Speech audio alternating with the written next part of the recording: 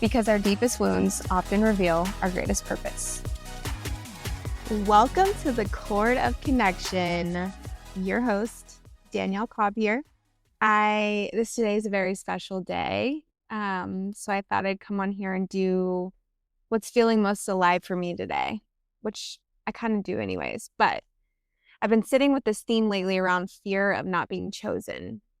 Part of why I have this fear and why it's been so alive for me is because today I celebrate 11 years of sobriety. And when I really look back on my journey, I can see now that so much of my addiction wasn't actually about drugs and alcohol. It was about the solution I found for the discomfort of being inside myself. Because long before the drinking, there was already this feeling of not fully belonging, not fully feeling comfortable in my own skin, feeling too much in some spaces and not enough in others. I became really good at adapting, reading the room, shape-shifting, becoming who I thought I needed to be in order to feel connection or approval or safety. And honestly, recovery has become so much more than just putting down a drink and a drug. It's been uncovering all the ways that I abandoned myself trying to secure love, belonging, validation, worth. So when I talk about the fear of not being chosen, I'm not speaking about it from some healed perspective. It is still alive and well in me today. I'm speaking about it as someone who knows what it's like to perform for connection. And I know many, many, many of you will relate to that. And what it's looked like to slowly come home to myself over the last 11 years. Because I don't even think this wound is just romantic. I think romantic relationships expose it the loudest. The deeper fear underneath it is the fear that maybe someone else will always be more lovable, more secure, more beautiful, more successful, more together. The fear that if somebody really sees all of you, they may not fully choose you. And I think so much of our behavior as humans comes from trying to avoid feeling that. So we people please, we overfunction, we overgive, we overperform, trying to become who we think we need in order to be secure and to belong, for safety. And honestly, I know this wound very, very deeply. We all have our own stories of how we come to our wounds, right? Not because I think I'm uniquely broken, but because I think so many of us learn that very early on, love felt connected to adaptation. Meaning if I can just be enough of what someone else needs, maybe they'll stay. Maybe they'll fully choose me. Maybe I'll finally feel safe. And all the ways that I have tried to make that happen have led me to this moment right here. And I wouldn't change any of it. But man, it's been a painful journey. And what's interesting is I don't think this starts in dating. I think dating activates the original wound. And so many people say, I'm so good on my own. I do so well single. Of course you do. You're not being mirrored on a regular basis with the wounds that aren't activated as strongly whenever you're in relationship. So I think for a lot of this really starts young, feeling emotionally unseen, feeling like we had to manage the environment around us, feeling different, feeling too sensitive, too emotional, too much, or maybe just not enough. I know for me, I became really good at reading people, reading rooms, becoming what felt safest. And when you do that long enough, you can lose touch with what you actually feel because your attention is always scanning everybody else. How do I keep connection? How do I keep belonging? How do I avoid rejection? And the hard part is a lot of us become very loved versions of ourselves that aren't actually fully real. People love the capable version, the giving version, the chill version, the strong version, the spiritually evolved version. But underneath, there's still this terrified part asking, would I still be loved if I stopped performing?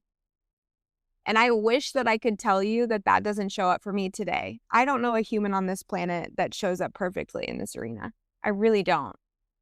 Now, when I think about the woman I was who walked into sobriety 11 years ago, leaps and bounds. I just want to reflect on my journey in recovery for a little bit. Because I think a lot of people, people I work closely with, people who know the version of me today or meet me today, probably have this idea that this version feels so far out of reach. The truth is that I wasn't always this woman. I really wasn't. Like, the essence of her was in there, and she was still loving and beautiful and kind-hearted and all of the things that I am today. She was so deeply uncomfortable. She had so much self-hatred. She performed in a way that, God, I think about if I lived like that today, it is exhausting. And I don't say that with judgment. I really don't. I say that with so much love because, like I mentioned earlier, they were just adaptive strategies that helped me stay safe. But then I was met with myself at this point where the performing had become so exhausting that as I started on this journey of recovery and started to wake up to life and wake up to my patterns and behaviors, it almost hit me in the face harder. I could see it clearly. And seeing it clearly created more and more pain that was like unsustainable. And so I honor that version today. I honor that girl today. I honor the woman who was willing to walk through the pain over and over and over and over again. And, they used to say things like, they still do, but like peeling back the onion, right? Every single one of us, recovery or not, we are constantly, well, those who are on the growth journey, I would say a lot of the world probably doesn't do half of the work that a lot of us do that are in this space. People that are listening to this, you didn't find this podcast by chance. You are somebody on a journey of self-discovery. And so honoring that too, right? Like, I forget because I'm surrounded by people on this path that a lot of the world is not even dipping their toes into the kind of work that we're doing on a daily basis. So I just want to acknowledge you for that.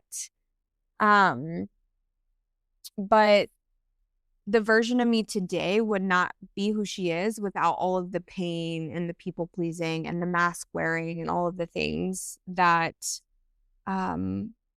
had to die to become who I am today. So I honor her. I honor her journey. It has been so messy and so, just heavy at moments and beautiful and all the things. And I wouldn't change any of it. So, I've had so much love and so many people reach out today and, celebrating 11 years. And to me, it just feels, and it's not a dismissal, it's a big deal. But to me, it's just so much less about being sober today and more about how hard I'm willing to lean into emotional sobriety. And that I can say I have continued to do no matter what. So back to this idea of being chosen and how that still can show up in my life, right? Relationships will humble you because they expose your attachment wounds so fast. They expose where you brace, where you overthink, where you seek reassurance, where your nervous system interprets uncertainty as danger. And I think one of the hardest parts about healing is realizing sometimes the fear isn't even about the person in front of you. In fact, most of the time it's not. It's about what their behavior activates inside of you. Because if you carry the wound of not being chosen, little things can feel huge. Someone pulling away emotionally, right? And generally, it has nothing to do with you. People have bad days. People are in their own shit, right? But that energy of someone pulling away, a shift in energy, not feeling fully let in, feeling someone protect parts of themselves from you. And suddenly your nervous system starts trying to solve for safety. What do I need to do? Who do I need to become to be more lovable? How can I secure this? And honestly, I think women especially are conditioned to this. We learn how to be emotionally intelligent before we learn how to be honest. Oh, and it's just such a painful journey recognizing that in yourself. We learn how to accommodate before we learn how to ask for what we need.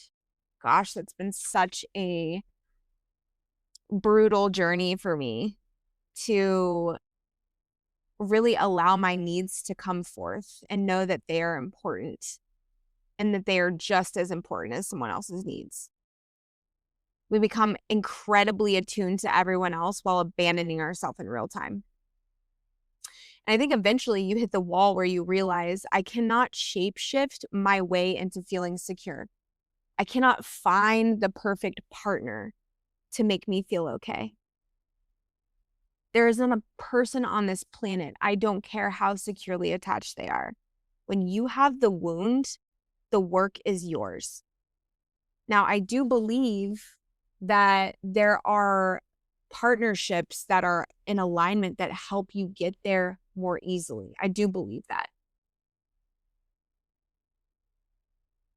But the work continues to be yours and will always be yours. And so many of us, myself included, believe this, right? That if I got the man that loved me enough, that constantly chose me, that told me I was amazing all the time, that I love you, I'm never leaving, all those things, that I wouldn't feel the wound of not being chosen, right? And so, because even if someone chooses the performed version of you, you won't actually feel chosen. And so in my trying to manage the fear of being chosen, they're not choosing the authentic version of you. So they never fully meet you. They meet adaptation. And that realization has been huge for me lately. Realizing how exhausting it is to constantly monitor yourself in relationships, to constantly get it right, to overmanage how you're perceived. And underneath all of that is usually just fear of abandonment, fear of rejection, fear of being fully seen and not fully kept. But I think the deeper grief is realizing how often we abandon ourselves before anyone else has the chance to. Just take that in for a second. How often we abandon ourselves before anyone else has the chance to. Recovery has taught me so much about this because addiction for me was never about alcohol. It was the relief from constant brutal insecurity, from self-consciousness, from discomfort inside myself, from not feeling enough. And over the years, I realized substances are not the only thing people use to escape themselves. So if you're listening to this and you're not in recovery, you don't have problems with substances, I would ask you, do you use achievement? Do you use relationships, validation, staying busy, being needed, being desired, shopping, sex, attention, social media, anything that temporarily soothes the ache of inadequacy? But at some point, recovery became less about not drinking and more about learning how to stay with myself. This year, last year especially, that's what I've been reflecting on the most, is just how do you stay with yourself through discomfort, stay with yourself through uncertainty, stay through vulnerability. Oh, that's been a big, big, big one lately. Being in a relationship with someone I deeply care about, who I want to know the real me, who still, meaning me, has safety strategies and still has this wound of not being chosen. How do I stay through with myself, not immediately receiving reassurance or not getting him not, showing up exactly the way that I need him to in every single moment, right? Honestly, I don't think healing means that you never get triggered. I know it doesn't. I think it means you become more conscious when the wound gets activated. You notice when your nervous system starts spiraling. You notice when you start shape-shifting.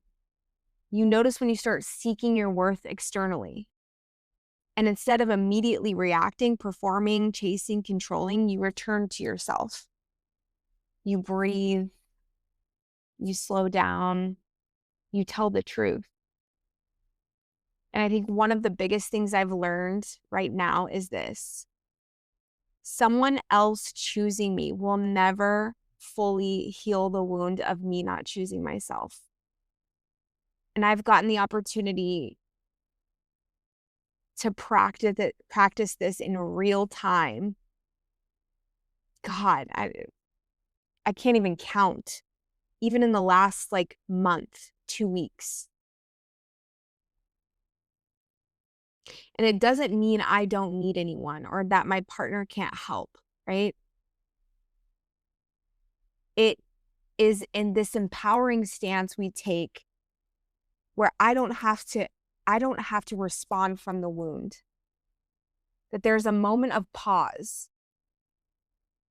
where I can step back in the activation and I can ask myself,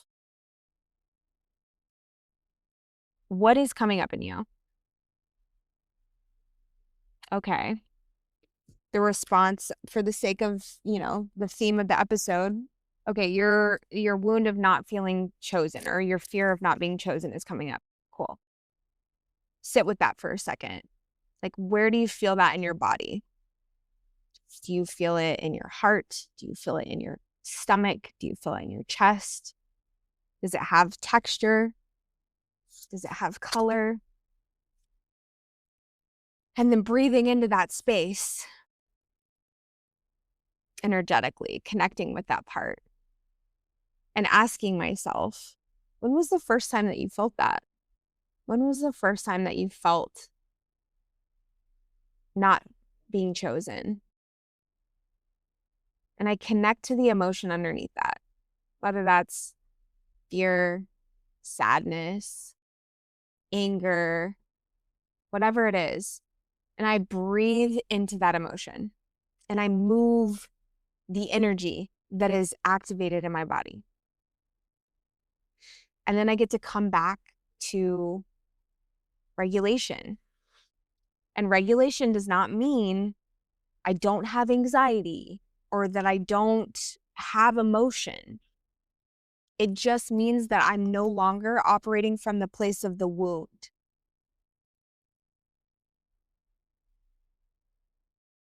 And that has been an amazing tool. And then I can circle back to the situation if I have abandoned myself or if I have, overcompensated or performed in a moment. And I can go back and say, hey, I was really in that moment. My cool girl came on. What's true for me is this, right? What's true for me is I'm feeling disappointed and I'm sitting here ready to go and bummed that our schedule got messed with, right? That, there gets to be space for my feelings too, always. And so it's been a beautiful opportunity to recognize and get to know my system so much so that I know when I'm coming from the activation. I know when I'm about to override. And I get to turn that back inward. I get to choose myself. Because I said this in one of the episodes before, it is impossible for someone to abandon you as an adult. The only form of abandonment is abandoning yourself. And so by choosing yourself in those moments, choosing yourself by speaking up, having your voice, saying what's real and alive for you, even if it might disappoint somebody, is choosing yourself. I think so many of us are exhausted from trying to earn love, trying to earn belonging, trying to become enough. And maybe healing looks less like becoming fearless and more like realizing that I can survive not being chosen. I can survive disappointment. I can survive rejection. I can survive being misunderstood. And most importantly, I no longer want relationships that require me to abandon myself in order to keep them. Because the right people won't fall in love with your performance. They'll feel safe with your truth. And honestly, I think that's what real intimacy is. Thank you so much for tuning into this mini episode. I just am sitting with so much gratitude today for my life, for my little apartment, for my relationships, for my sobriety, for just all of the love in my life. And I'm grateful for you. So thank you for being here. Until next time. May the cord that binds us to one another and to Source remind you that you are never alone, always guided, and always home.